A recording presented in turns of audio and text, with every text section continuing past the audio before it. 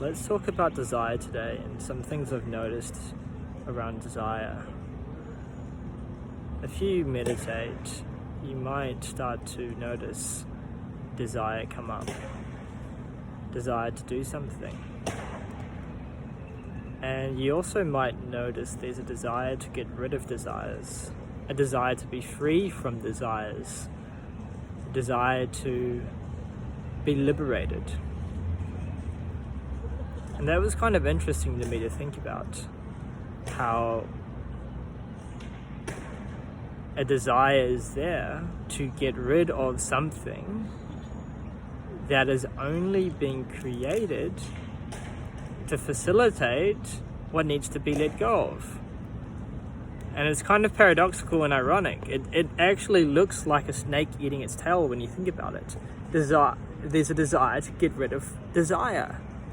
So you are trying to get rid of itself. And it's kind of crazy to me to think about. Like, you have to stop trying, because if you try, you are still stuck in a space of doing something. So then you are doing something, there's some of you there, there's that you that's trying to control the situation. But what usually happens is you try to stop controlling the situation, which is you trying to control yourself to stop controlling. You can start to see how insane this starts to sound.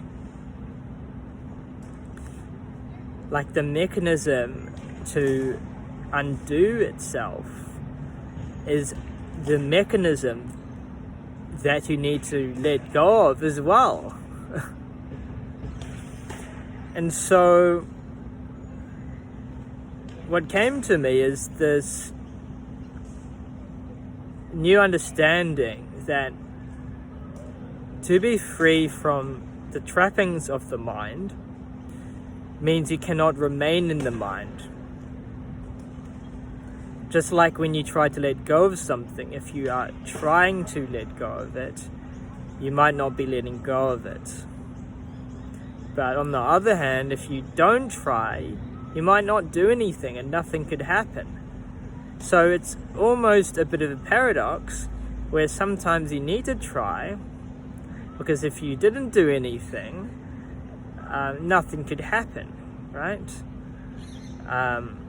And so you might get lazy and you might not put so-called effort into improving your level of consciousness. You might stop meditating, you might fall back on bad habits. And so you can start to see that at a relative level there is some need to do something and some need to try.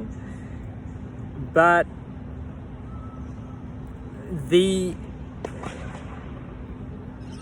contents of what the trying is, the makeup of it, what the energy behind it, is also taking you away from that state which you are trying to get towards, that non-dual state, that state of equanimity, that state of beingness. And so this is where acceptance comes in, and I think acceptance is this crucial element. Because whether you are trying or letting go, or not trying, or whatever you may be doing, whatever state you may be in, the acceptance facilitates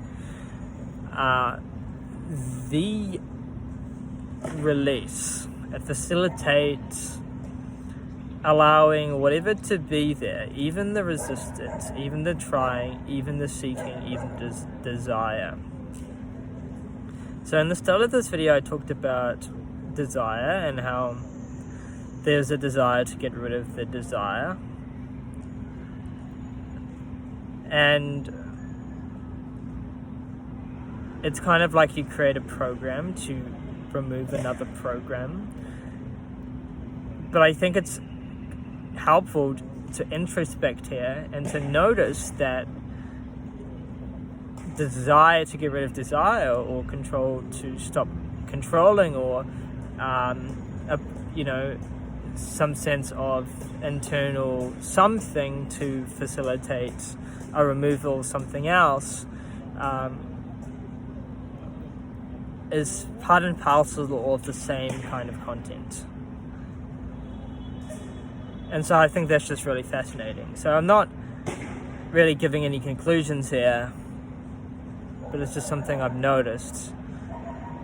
And it's hard to say how this changes over time. I think depending on where you are at and what stage, so-called stage you are at, things start to feel very different. And so the level of identification you have with the mind and the level of observation you have also starts to shift what the arisings, the things that are arising. It starts to shift the feelings or the sensations, the energy of that as well. So yeah, that's my video.